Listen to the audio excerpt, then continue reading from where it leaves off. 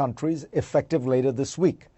The new countries include Kyrgyzstan, Myanmar, and 4 African nations.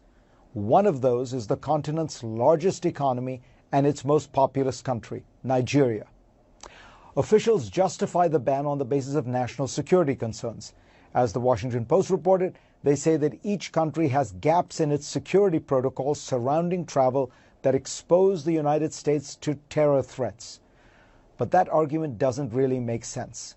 As the Cato Institute found, no one born in Nigeria, Myanmar, Tanzania, or Eritrea, 4 of the countries, have been responsible for a single terror-related death on American soil between 1975 and 2017. And if the administration were really worried about lax security, it would ban all visas from these countries.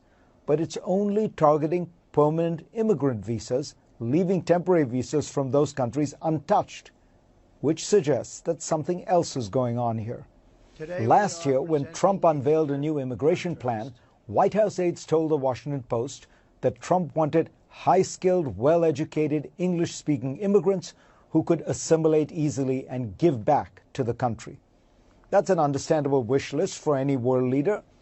But if that's what Trump wants, he should know that Nigerian immigrants, who make up the largest group of sub-Saharan African immigrants in the United States as of 2017, check all those boxes. They are some of the most educated immigrants in America.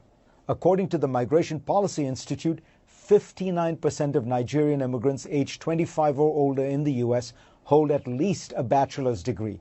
That is nearly double the proportion for Americans born in the U.S.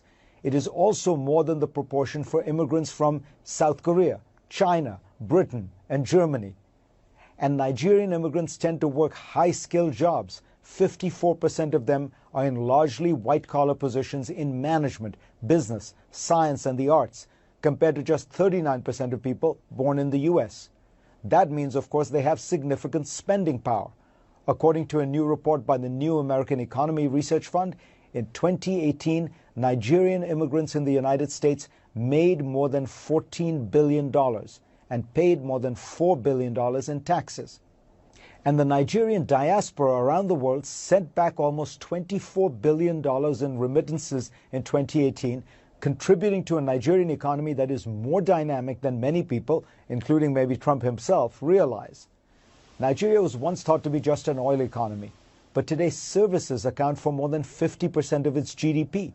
Technology is now 10%, according to the Center for Global Development. A growing middle class is increasingly educated and aspirational.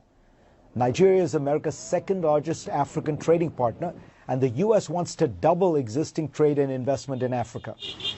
As the former ambassador to Nigeria, John Campbell, notes, that goal, taken alongside the ban, amounts to, quote, policy incoherence, unquote. In terms of politics, however, it has an obvious dark logic. Trump has often made it plain he doesn't like immigrants from poor countries filled with brown and black people. As the New York Times reported in 2017, he complained to aides that Nigerian migrants would never go back to their huts. The next year, the Washington Post first reported that in a meeting with lawmakers, he said he wanted more immigrants from Norway and fewer from Haiti and African nations, or as he famously dubbed them, shithole countries. Throughout the 2016 campaign, Trump described Mexicans as criminals and Muslims as terrorists. The Nigeria travel ban reminds us, I suppose, that Donald John Trump is back on the campaign trail.